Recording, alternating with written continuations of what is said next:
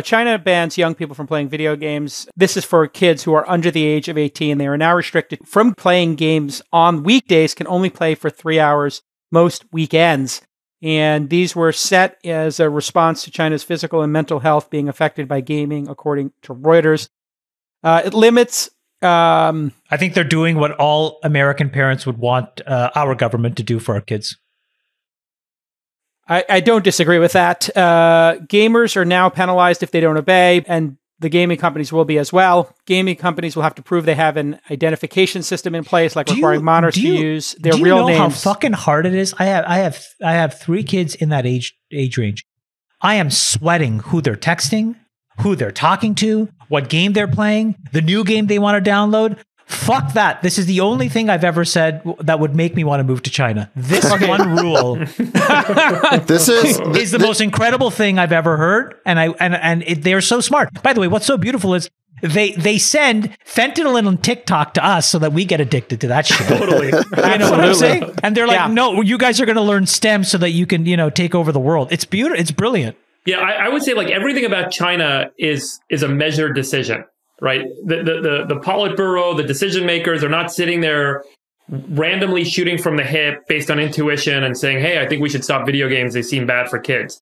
There is clearly evidence and data and statistical models that are driving this decision, and their objective function is improve the health, the longevity, and the economic prosperity of our society as a whole. I'm sorry, did you get this statement from China? What are you doing? Continue, comrade. You guys Comrade Friedberg, continue. Past, but I'm pointing out these guys generally don't make decisions based on someone's kind of like flippant intuition.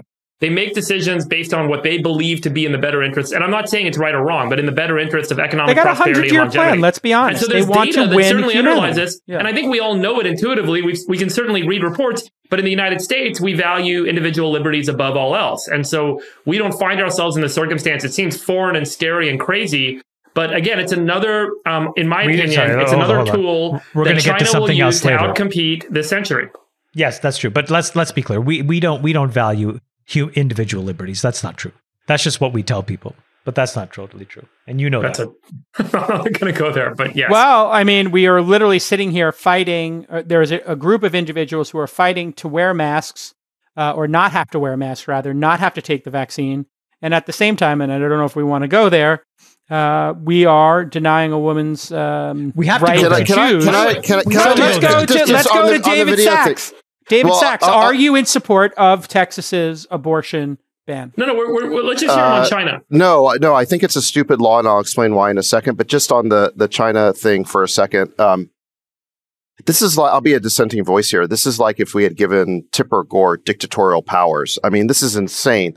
They're gonna determine how many hours a kid can play video games. I mean, look, I get the potential benefit, but this is incredibly intrusive into the lives of citizens. And I'm not sure that video game playing is altogether a negative thing. I think it's mostly our kids go through a phase where they play a lot of games and they grow out of it. And, you talk to developers, computer programmers, they all went through some phase where they were like hyper addicted to video games. It, builds hand-eye coordination. It builds computer literacy. So I'm not sure it's like, look, obviously, if someone does nothing but computer games their whole life, that's a problem. But as a phase that a kid goes through, it's not the end of the world. I agree with you because I used to play 3 hours of fucking Zelda a day when I came home because I was a latchkey kid. Because I was a latchkey kid and I didn't have anybody to take care of me. I don't think, David, though, that's what kids are getting when they're playing 4 hours of fucking Call of Duty every night. 4 hours? And these kids are playing 10 hours a day. Well, by the way, I think China has another motivation for this ban, which is they've got a lot of, because of the one-child policy, right? They've got a radical misbalance of male to female ratio. They've got a lot of young males without romantic prospects in that country.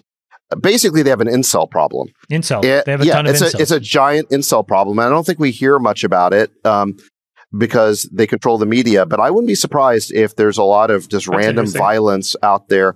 And the last thing they want to do is have these incels playing Fortnite and Call of Duty, shooting people 5 hours a night, and then getting their brains wired that way. That might be playing into this decision. I don't know. Well, again, you're just validating the mental health aspect. They've studied the mental health implications of these video games, and they say that's my point. I'm not arguing for the ban. I'm arguing for the fact that China has certainly done something to indicate, they have some data that indicates why they should make this decision. It may be, you're right, it may be about kind of, growing, getting people to be more romantic and get out of the house and go get married and have kids and whatnot. But there's certainly and remember, their objective function is always about longevity and economic prosperity. So, there's something that's making them say that we can increase economic prosperity, increase longevity by doing this. And that outweighs whatever the detrimental social and other effects might be. I think there's something to read into it. But no matter what, every big decision they make has some degree of competitive advantage for them. And, those kids, if they're not playing video games, they're going to be doing something else, like, I don't know, programming computers, doing biotechnology in a lab, figuring stuff out on the internet, writing the next cryptocurrency. I don't know, but there's going to be some advantage that's going to arise out of the time and the productivity that's going to be generated by this. And I think that's the calculus that they're undertaking here. I'm not saying it's right or wrong. No, we all agree they're thoughtful. The question is, what is this going to do for this generation if they don't play video games? Are they going to be more productive? Are they going to be, they'll be good drones for the collective, That's right. No, you're right. You're exactly right. And that's the downside here is even if they get it right in this particular case, how much freedom do you have to give up? How much state surveillance is there in the enforcement? And how many other insane policies will they foist on people with this mentality of you don't get to live your life individually, you got to serve this collective? Actually, I think your best point, Sachs, is that I think what could happen here is you can overplay a hand, and by squeezing people too tightly, you can't play video games. You can't run your own companies. You're going to get replaced.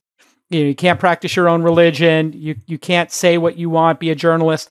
These things could add up, and they could, piss off a young group of people who do what happened in Tiananmen Square or in Hong Kong, and they could be dealing with, their own revolution. And what if it's video games? Revolutions have started over similarly seemingly simple acts by an authoritarian government, taking away people's right to sell fruit on the street, famously started the Spring Awakening in the Middle East. So you could see this actually, I think, maybe it's a small chance, 5% or 10%, creating a lot of social unrest.